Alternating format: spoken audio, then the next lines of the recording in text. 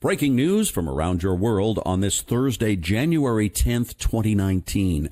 I'm Larry Rice. President Donald Trump threatened on Thursday to declare a national emergency to circumvent Congress if he can't reach a deal with Democrats to fund his promised border wall. He headed to the U.S. Mexico border to draw further attention to his case after negotiations with lawmakers blew up. He contends an emergency declaration would allow him to direct the military to begin wall construction.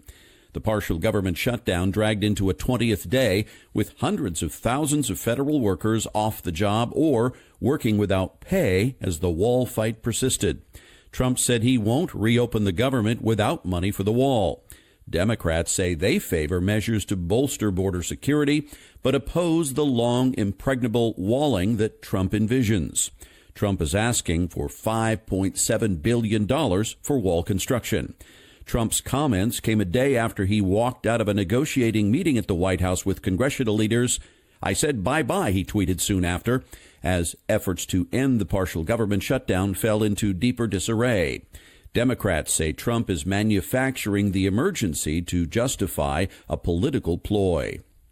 North Korean leader Kim Jong-un committed during his visit to China this week to pursuing a second summit with President Trump to achieve results that will be welcomed by the international community.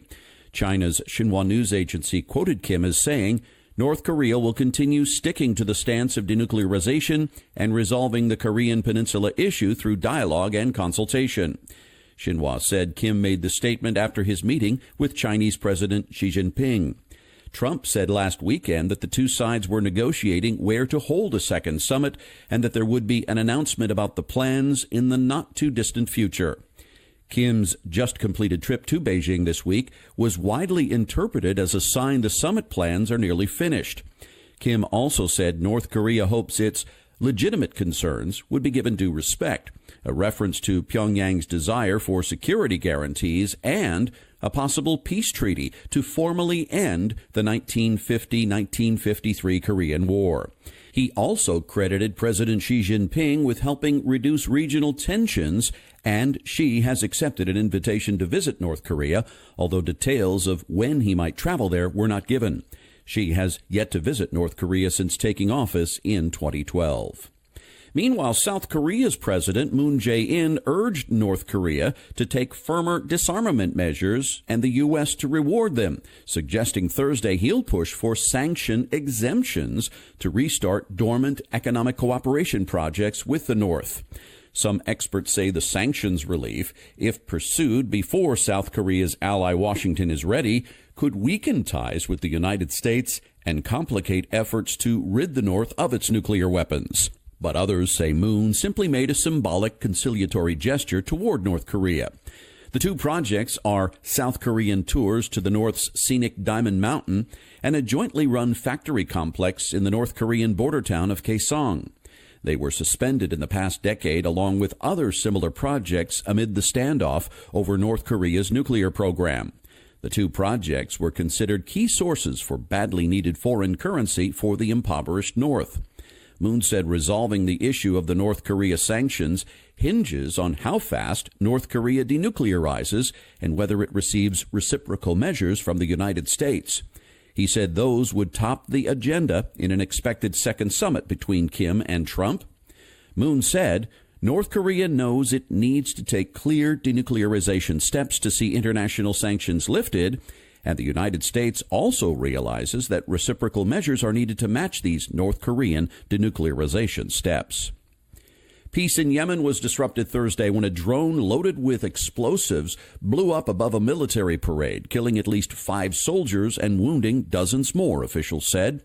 The drone appeared to target senior military officers of Yemen's government at a parade at the Al Anad base on Thursday.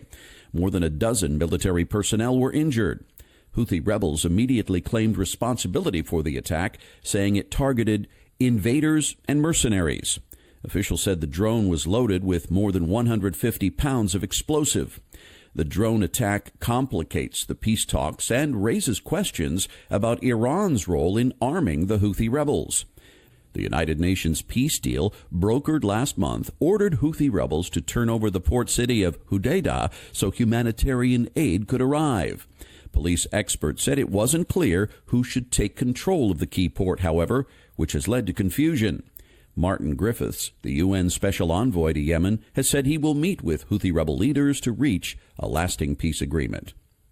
A U.S.-backed force battling the Islamic State in Syria said a 16-year-old American boy had been captured fighting for the Islamist extremist group. If the teen's status is confirmed, he will be the first American minor caught fighting for ISIS. The arrest followed the announcement on Sunday that another American, former Texas substitute teacher Warren Christopher Clark, had been captured in the same area. The two are among as few as 5 American citizens captured so far during the war against ISIS. The militia that captured the boy, the Syrian Democratic Forces, said it had captured a total of 8 foreign fighters this week in ISIS's last stronghold in northern Syria, including citizens of Germany, Russia, Ukraine, Tajikistan, Kazakhstan, and Uzbekistan. A lawyer representing a couple who appeared in a recent documentary detailing abuse allegations against R. Kelly said prosecutors in Georgia have reached out to him. Atlanta-based lawyer Gerald Griggs represents Timothy and Jonjolyn Savage, who have said repeatedly that Kelly has kept their daughter from contacting them and has brainwashed her. The Savages, who live in Stockbridge, just south of Atlanta, appeared in Lifetime's Surviving R. Kelly series. The series, which aired earlier this month, looks at the singer's history and allegations that he has sexually abused women and girls. Kelly, who turned 52 on Tuesday, has denied wrongdoing. Savage and his wife have said they haven't heard from their daughter in about 2 years. The Lifetime series reported that their daughter had repeatedly denied that Kelly had done anything wrong and has said she doesn't want to talk to her family.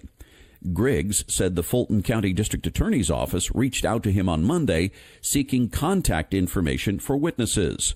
Griggs said Fulton County investigators haven't confirmed or denied an investigation.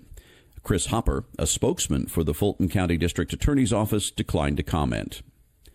Fiat Chrysler Automobiles has agreed to a settlement worth about $800 million to resolve claims from the U.S. Justice Department and State of California that it used illegal software that produced false results on diesel emission tests. According to court filings on Thursday, the settlement includes $311 million in total civil penalties, up to $280 million to resolve claims from diesel owners, and extended warranties worth $100 million. It covers 104,000 Fiat Chrysler diesel vehicles from model years 2014 through 2016. Fiat Chrysler said in a statement that it maintains its position that the company did not engage in any deliberate scheme to install defeat devices to cheat emissions tests. The settlement also includes $72.5 million for state civil penalties and $20 million in payments to California and to offset excess emissions. As part of the settlement, Fiat Chrysler did not admit any wrongdoing. German auto supplier Bosch, which provided some diesel components for the vehicles, also agreed to pay $27.5 million to resolve claims from diesel owners. Fiat Chrysler said owners will receive an average of $2,800 to obtain software updates as part of the emissions recall. The Justice Department said the settlement does not resolve an ongoing criminal investigation into Fiat Chrysler's conduct. The U.S. Securities and Exchange Commission is also investigating.